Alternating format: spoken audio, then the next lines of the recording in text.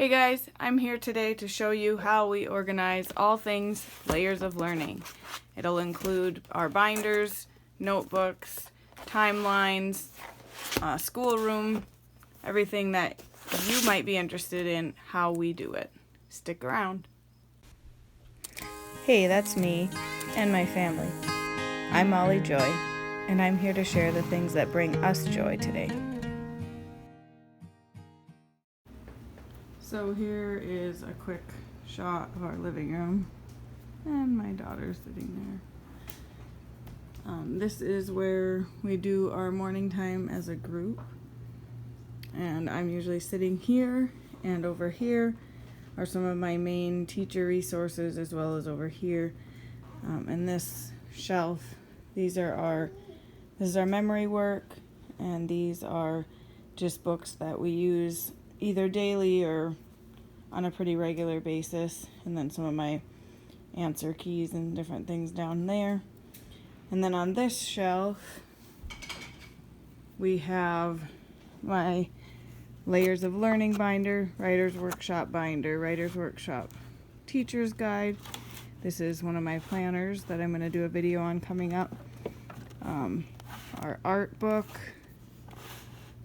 timeline book, and then my mom planner, which I will also share with you at some point. So in there is our schoolroom / office, and then here we've got bookshelves. This is the basket where I keep all of the books relating to the current topic that we're learning. So right now we're doing Ancient Egypt, Africa, and Planet Earth.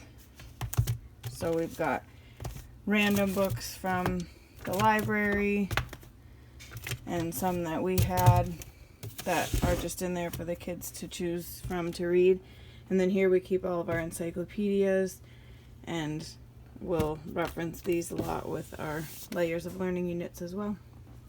So here's our schoolroom / office. Up there we've got our timeline and our maps. And over on this side is where we keep the kids' bins, and I'll show you a little bit about what's in there. And then up here we've got more teacher resources and things like that. So each of my kids has a bin at the bottom with their independent work, a bin in the middle with their family work, or our morning, we call it our morning time basket because that's all stuff that we do together during our morning time. And then up here they have bins for their individual projects that they're working on, and I can again share more about that another time. I'll pull out some of their Layers of Learning work out of their binders to show you what's in there. So I have here my Layers of Learning binder. This would be like the teacher binder, I guess. I'll show you how I have it set up and organized, and it might give you a few ideas of what would be helpful for you. In the front, I just have a few pages of reference, things like the units at a glance that are really helpful. And then I've got a section for each of the subjects of Layers of Learning: history, science, geography, and art. And I am not currently using Layers of Learning for art. I'm using a different program, but I still have it in this same binder. We do all of these things during our morning time, so I just keep everything together. And I use the folders in each section for things like printables. This is like a memory game, a quiz game, just things that I think will be helpful throughout the unit that we're currently studying. And within each section for each unit, I only have the current unit that we're on right now. I'll show you later where I keep all of the other units that we're not using. The first page is just notes that I've taken that are some ideas of some of the projects and things that I found, or books that we have on hand here at our house that I really want to make sure to touch on during the units. So here's the ancient history one that we're currently working on, and I've flipped through this before in a different video, and I can link to that. So that's our history section. I also, in our history section, have added our Bible curriculum, which right now part of what we're doing for Bible is the Picture Smart Bible. That is this program here, and I just take the pages for the section we're currently working on and add it to our history, since Bible is a part of history. And then for science, again, I've got a few flashcard type things here and the current science unit we're doing, along with my notes and the unit we're on now. I've also got some printables from some other science activities that we've been working on, a project idea for future reference. Here's geography, same idea, our geography unit, and then art. And we are using the Living Art lessons from Master Books right now for our art program. So I've got those printable pages in here. Then towards the back, I've got a folder here with some Bible related printables for my kids to do. So also in the back of the binder, I keep our timeline figures. We have our timeline on our wall in our schoolroom that we do as a family. And we also do this. This is kind of my take on the timeline notebook that the Layers of Learning has. We had already started.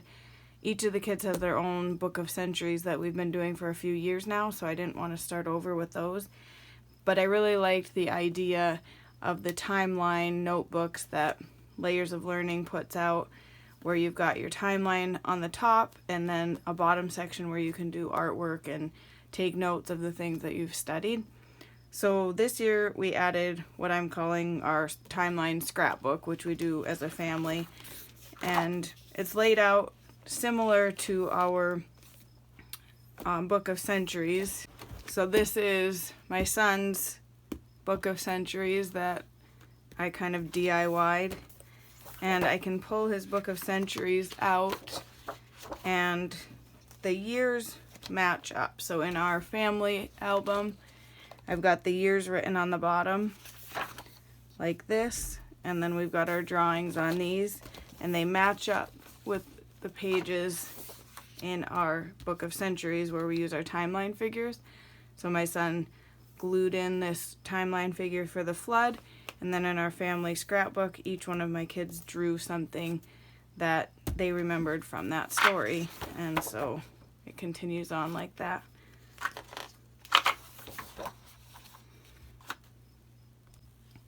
So each of my kids have their own basket, and we call it their morning time basket because we do it during our morning time as a family, and these are basically all the things that they need during that time.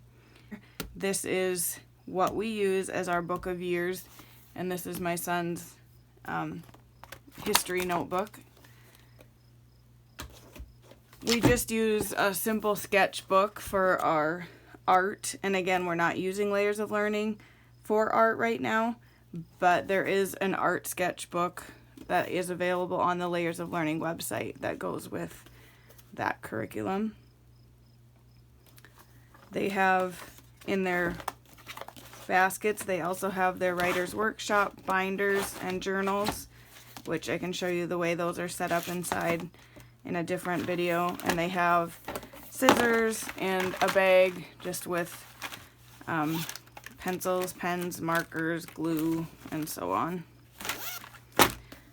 And then this is his Layers of Learning binder. His starts with the same thing as mine, with our reference pages, and he also has a section for each subject, as well as a section of blank pages just for notebooking and that. So he's got all of the pages that he's done for history in here, and as they finish a project, they just add them to their history binders or to the appropriate section, whether it's writing, drawing, painting, notebooking pages, whatever it is. And then we've got our science section, And some of them we put in page protectors, some of them we don't, but it definitely holds up better with the page protectors. We've got geography where he keeps all his map work, and then art where we've kept some of the art things that he's done. And then back here is blank pages, as well as the timeline figures for his book of years. I also have these two notebooks.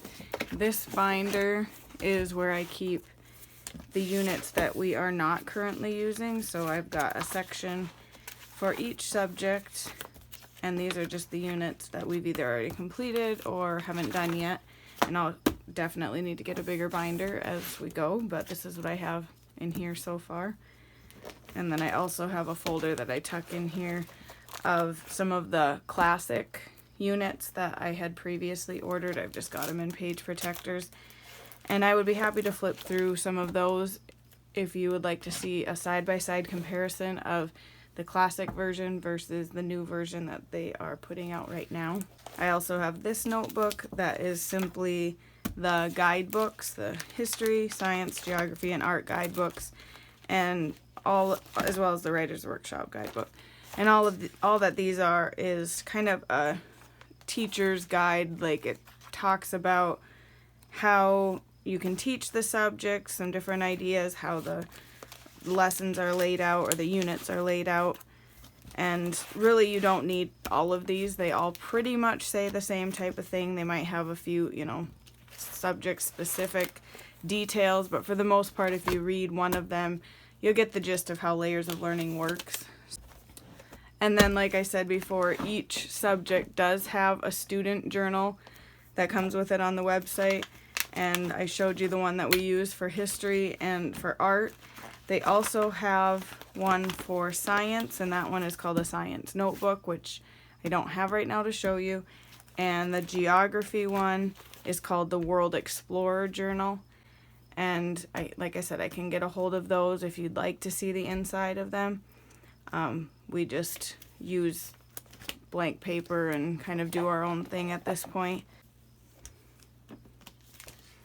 So I hope that gives you some ideas of ways that you could utilize in your home to organize all things related to Layers of Learning.